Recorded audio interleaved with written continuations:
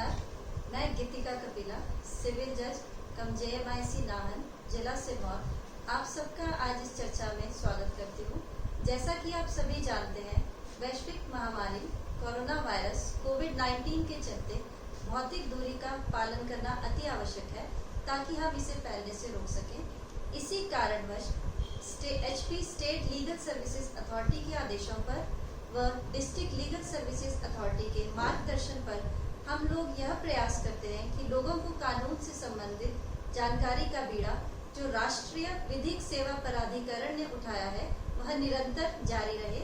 इसी उद्देश्य को मद्देनजर हमने पहले भी कानून संबंधित चर्चा डिजिटल माध्यम से करी थी और आज एक बार फिर हम इसी माध्यम से आप सबसे अपनी बात साझा करेंगे।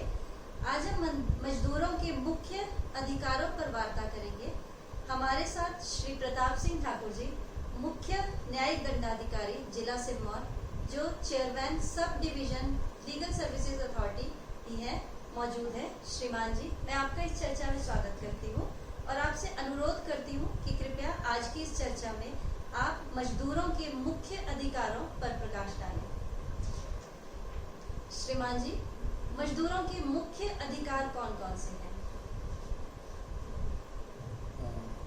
एक तो मैं इस चर्चा में आपका धन्यवाद करता हूँ कि आपने मेरे को ऐसा मौका दिया और साथ में जो हमारे साथ सम्मिलित लोग हैं उनका भी धन्यवाद करता हूँ और स्वागत करता हूँ। जो मजदूरों के मुख्य जो अधिकार हैं उनमें हैं प्रत्येक श्रमिक को बिना किसी भेदभाव के अपनी योग्यता व क्षमता के अनुसार अपनी श्रम शक्ति का जीविका और गरिमामय जीवन के लिए उपयोग करने का अधिकार है। प्रत्येक श्रमिक से काम के अधिकार के मार्ग में लिंग, जाति, धर्म, नस्ल के आधार पर भेदभाव नहीं किया जा सकता। उसे स्वतंत्र रूप से कार्य का चुनाव करने का भी अधिकार है। उसे गुलाम अथवा बेकार श्रमिक के रूप में काम करने के लिए बाध्य नहीं किया जा सकता। प्रत्येक श्रमिक को अधिकार है कि उसके नियोजन यानी कि एम्प्लॉयमेंट की सुरक्षा की जाए तथा उसे बिना किसी उचित कारण के नियोजक यानी कि उसका जो एम्प्लॉयर है उस अपनी मनमर्जी से काम से नहीं हटा सके।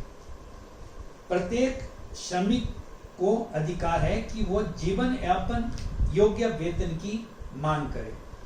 यह राज्य का दायित्व है कि वह श्रमिकों के गरिमामय जीवन यापन के लिए न्यूनतम वेतन व उचित वेतन सुनिश्चित करे।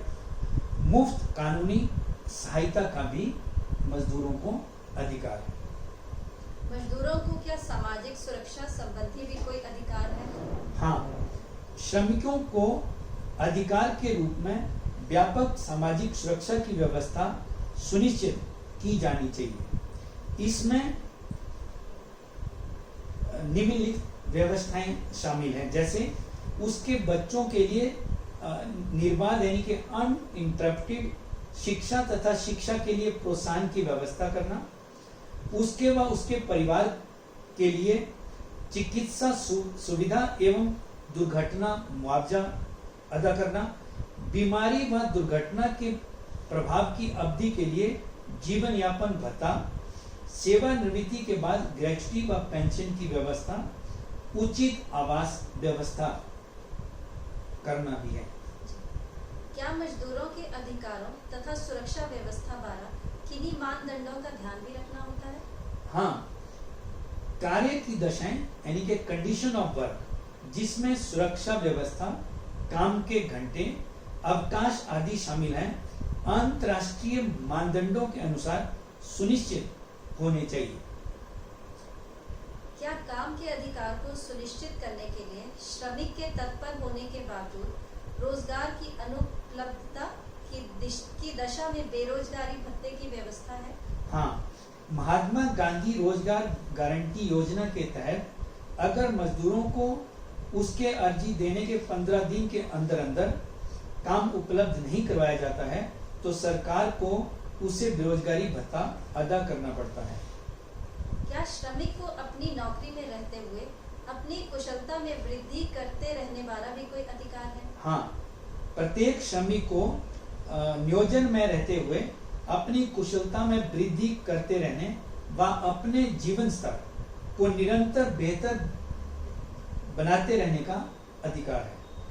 क्या श्रमिक को अपने संगठन बनाने तथा प्रबंधन में भागीदारी वाला भी कोई अधिकार है? हाँ, श्रमिक वर्ग को संगठित होने व अपने संगठन बनाने का अधिकार है। ये तो मैं आपको बता दूं कि एक फंडामेंटल राइट है। सभी श्रमिक संगठनों को सामूहिक सौदेबाजी यानी कि कलेक्टिव बार्गेनिंग के आधार पर श्रमिकों के कार्य की दशाएं तय करने, श्रमिकों के पक्ष में अन्य गतिविधियां करने, उनमें राजनीतिक व सामाजिक जागरूकता विकसित करने का भी अधिकार है।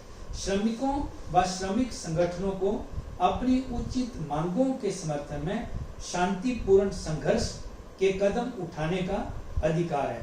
इसमें कानूनी तौर पर हड़ताल करने का अधिकार भी शामिल है। प्रबंधन में श्रमिकों की भागीदारी की व्यवस्था निश्चित की जाए, यह भी श्रमिक का एक अधिकार है। क्या महिला श्रमिकों के भी कोई विशेष अधिकार है?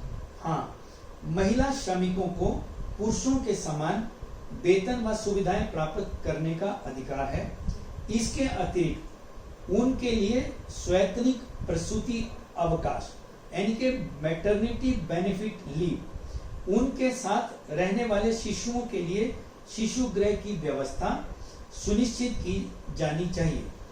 महिला श्रमिकों के लिए यह भी अनिवार्य रूप से सुनिश्चित किया जाए कि कार्यस्थल में उनका किसी भी प्रकार से यौन उत्पीड़न ना हो। उनके कार्य क्षेत्र में उनके लिए अलग से शौचालय वगैरह उपलब्ध कराए जाने चाहिए। क्या किशोर श्रमिकों के लिए अलग से भी कोई अधिकार है? कुमार श्रमिकों व बाल श्रम पर लगी पाबंदी की कठोरता से अनुपालना होनी चाहिए, लेकिन आवश्यकता अनुसार कुमार यानी कि अडोलसेंट श्रमिक के लिए मानवीय प्रावधान हो तथा उनके लिए शिक्षा की भी व्यवस्था हो। उन्हें किसी भी घातक उद्योग या व्यवसाय में काम करने के लिए ना रखा जाए तथा उनके लिए विशेष कार्य घंटे निश्चित किए जाएं। बहुत बहुत शुक्रिया श्रीमान, धन्यवाद। Thank you.